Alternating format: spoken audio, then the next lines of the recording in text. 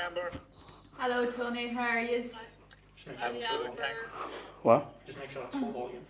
Full volume, yeah. Go ahead, Tony. Great stuff, thanks. Amber, what's it going to be like next Tuesday, making history, beating Germany, and giving yourselves a chance of qualifying for the next championships? Well, certainly Tony, if that's the way it plays out, I think you'll have a very, very happy camp. Obviously we've been in the last couple of days now and everybody's in really good form, so I think the excitement's already starting to build, and just a week to go and hopefully we'll be ready to go. What will it take though? I mean, you've seen how good Germany are. It's going to take something very, very special, isn't it?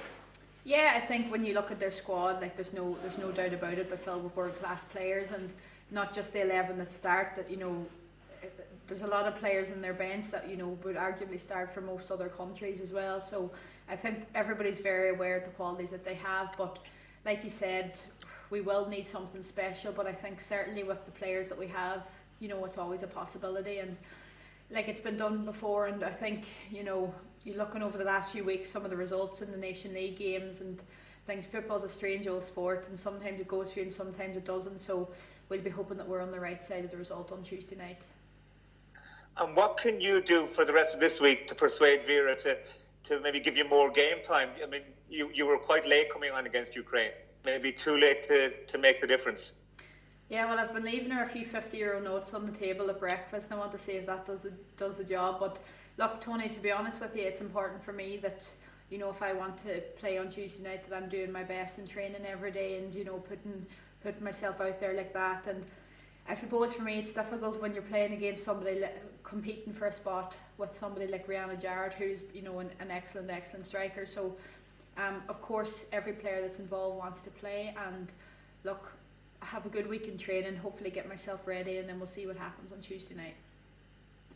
Best of luck to you. Thank you. Thank you, Tony. Paul Walsh. Thanks, Gareth. Amber, how are things? Not too bad, all good. You mentioned there that Germany have world-class players, even the players who will start on the bench. You should know more than anyone else. What are the players like outside of the first 11 for Germany?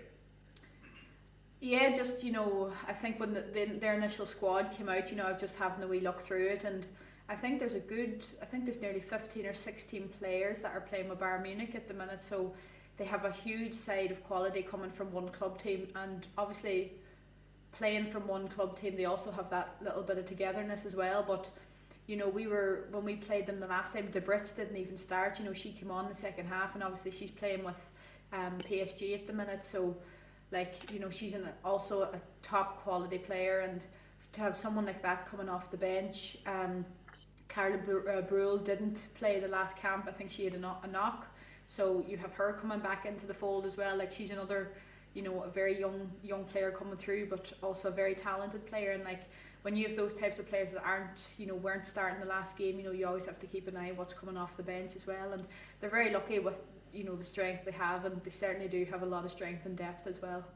And they've looked pretty awesome in this qualifying campaign, as you well know. Is there genuine belief in the squad that you can beat them? Well, to be honest with you, if there's not, we shouldn't even bother coming out on Tuesday night. We need to know that we're going into a game with every possibility in the world that we're going to get a result. Yes, it's going to be extremely difficult, and I suppose if you were a betting man, you wouldn't be putting your house on us to do that. But like I said, stranger things have happened over the last few weeks, and I think even going back to the GAA over the weekend, if you'd have said on Friday night that Tipperary and Cavan would be the provincial champions, you would have laughed. So things like this happens in sport, but we just need to make sure that we're in the position. And I think the most important thing is that we stay in the game, and when you stay in the game, anything can happen.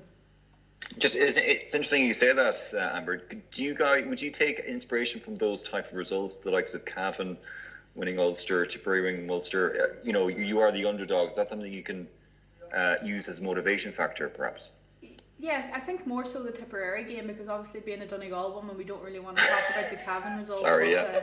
I think certainly, I think that was Tipperary's first, championship in 85 years, and you think of that, and at the start of the season, nobody would have given them a hope. But I think the result that Cork had against Kerry, and then going into the game, as soon as Cork beat Kerry, I would say everybody in Tipperary would say now we have a chance. And look, like I said, it's so you just can't put your money on it. Like what's going to happen?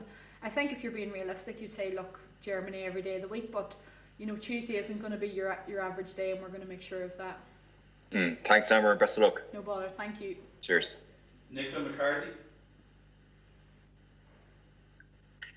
Hello, Amber. How you doing? I'm doing a Tony. I'm in the car here.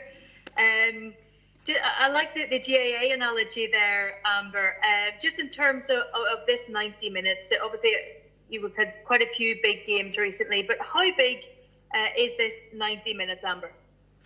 Yeah, it's honestly it's huge for us. I think building up to the last game, there was I suppose there was a lot of weight of expectation was on our shoulders going into the game against Ukraine, knowing a point would have got us a playoff place.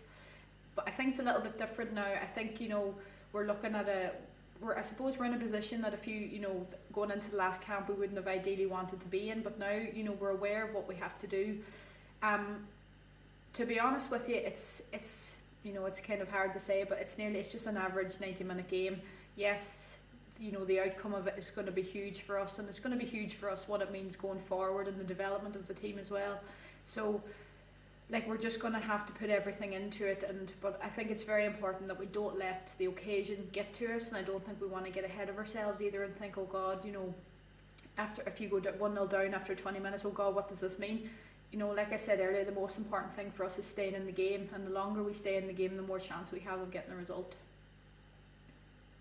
100%. And in terms of the team, obviously we don't know what kind of team Germany are going to put out. We've heard all sorts of whispers, but as a team and as a squad, does Vera prepare you for all of those eventualities? Are you looking at the whole squad in detail?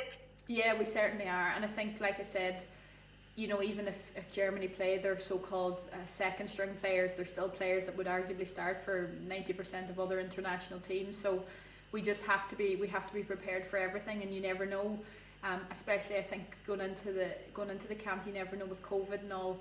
When we were preparing for the Ukrainian game, there was a couple of players that we'd highlighted eventually missed out through COVID and things. So things are going to change very drastically over the next week, and obviously we're going to be keeping a close eye on their result against Greece on Friday night, and I think then we'll be able to. You might have a little bit of a better idea who's going to play and who's not going to play, but we're not going to get carried away with that either.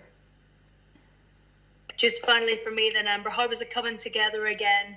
Obviously there's disappointment of the last game, but how was it coming together again, and how are you girls feeling in the camp?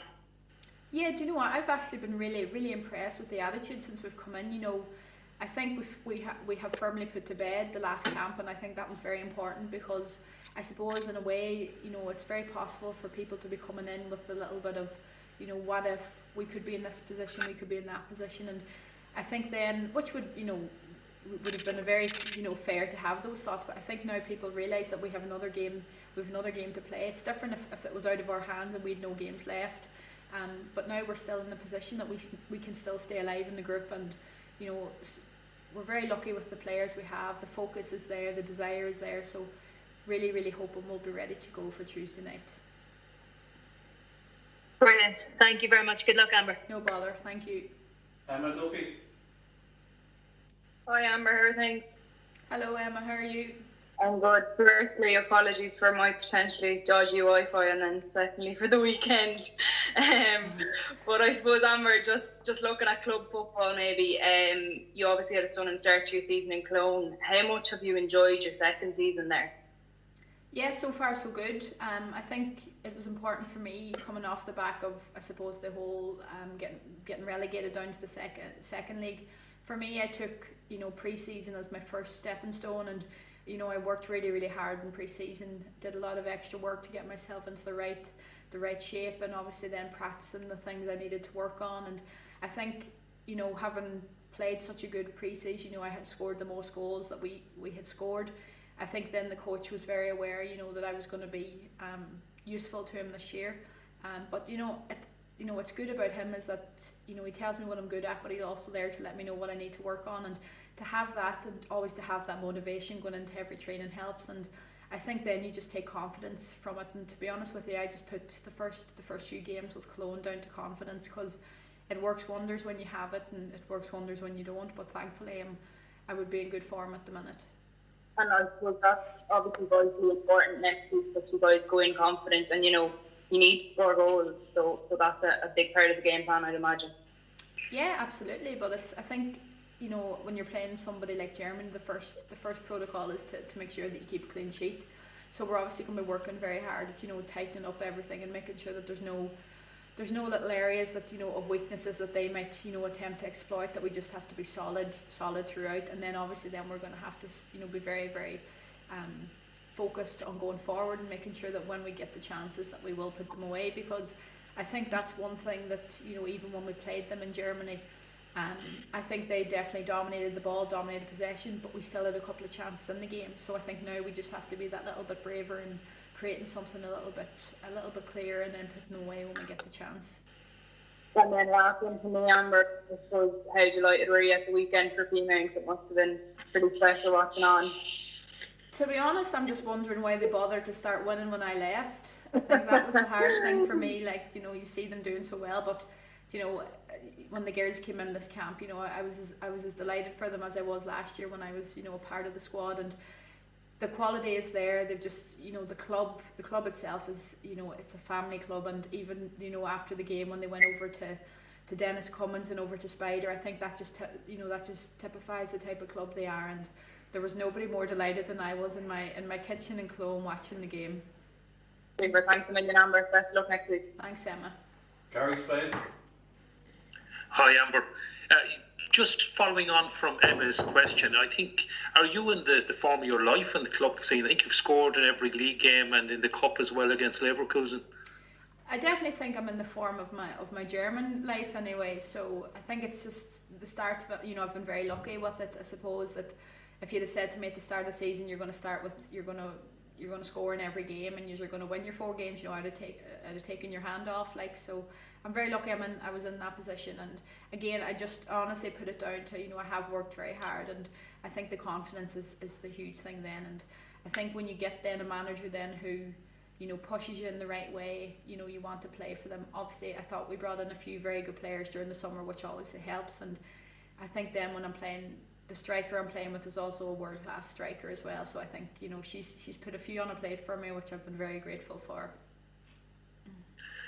Okay, and you mentioned playing with a partner as a striker. Do you think if we need a goal next Tuesday, you could be playing partnering Rihanna up front at the end? Well, I hope so, because I think then we double our chances of getting a goal. Obviously, we're going to just, like I said, it's just about training and seeing and making sure I'm working hard in training and making sure that we're, competing against each other. But not just us, there's so many other positions that girls will be fighting for as well. So obviously, if that's the way it ends up on Tuesday night, we'll have to make sure that we put one into the back of the net. Great, thanks, Amber. Thank you. Ed Leahy. Amber, how are you doing? I suppose I wanted to ask you about looking back on the entire qualifying campaign and the positivity that has come from the team's performances throughout the campaign and the momentum that has built within the country. Could you just talk to me about what you think this campaign has done for women's football in Ireland? Well, I certainly think the coverage that we have had from the very beginning has been, I think it's certainly surpassed any other campaign that we've had. That obviously helps, puts us out there, puts us on the platform of, people are seeing, there's more access to it. And I suppose then for us, we have to take the responsibility then of obviously getting results.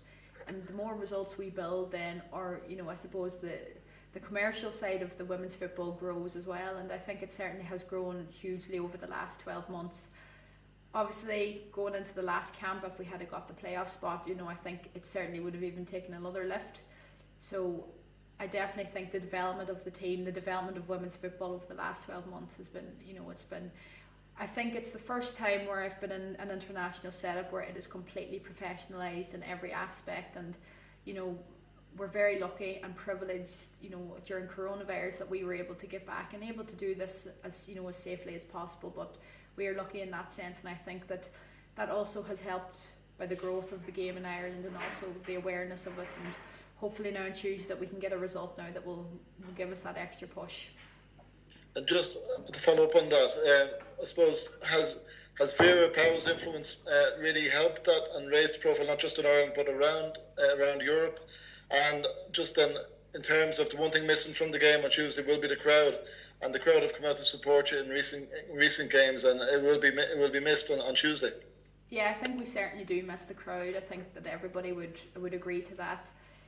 But I suppose everybody's in the same boat with that, so I think it's something that we've dealt with very well from the beginning, that we knew that we were going to be, we weren't going to get the crowd out that we have.